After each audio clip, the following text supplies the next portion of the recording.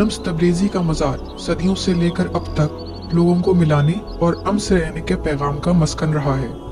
इस हवाले से बहुत सी गलतफहमियां भी हैं कि ये शम्स तब्रेज़ वो हैं जो मौलाना रूमी के उस्ताद थे, जिनका ताल्लुक ईरान के शहर तब्रेज़ से था।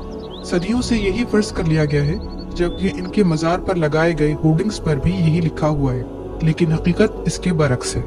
ये वो शम्स तब्रेज़ नहीं जो मौलाना रूमी के उस्ताद थे, बल्कि ये पीर शम्स सब्ज़वारी हैं जो बगदाद से आए थे और 1274 ईस्वी में इंतकाल कर गए। इनका मज़ार 1330 में तामीर किया गया था, जो मुल्तान के फन तामीर की एक अहम मिसाल है।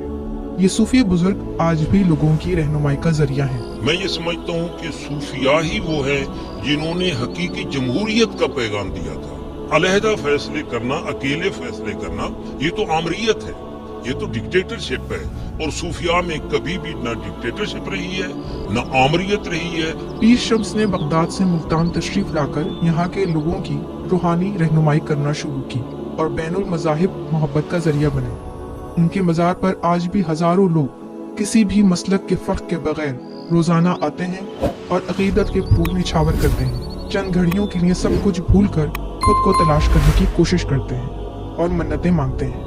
ज़ायरीन घंटों मज़ार के सदर दरवाजे पर हारमोनियम लिए सूफी कलाम पीर शम्स की खिदमत में पेश करते रहते हैं।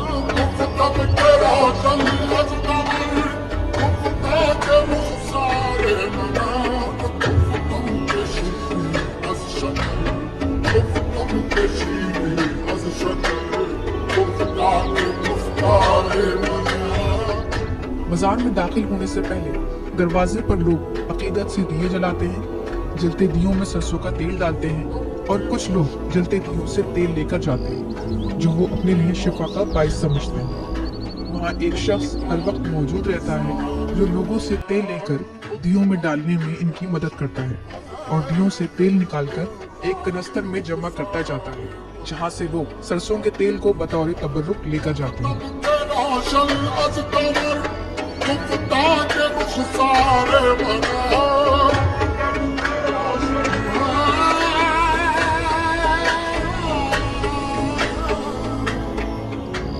मुल्तान की सरजमीन में नामवर सूफियों की एक बड़ी तादाद मदफन है, जो दुनिया के मुख्तलिफ ममालिक, खास तौर पर बगदाद, ईरान और वस्ती एशिया से तशरीफ लाए थे और फिर यहाँ के ही हो रहे। इन सूफी बुजुर्गों में हर एक ने अपने तरीक़े कार के मुताबिक यहाँ के लोगों की रहनुमाई की और इंसानियत से मोहब्बत का दर्स दी। ये दर्स कुछ अरसे कबल तक मुल्तान वालों को याद था, लेकिन अब शायद वो ये तालीमात भूलते जा रहे हैं। मजहबी इंतहा पसंदी के अफरेब में इन्हें भी आग लगी या फिर मनसूबाबंदी के तहत इन लोगों को राह से भटकाने की कोशिश की गई।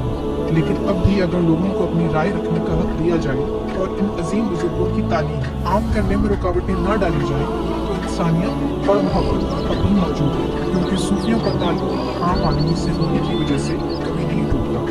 सदियों में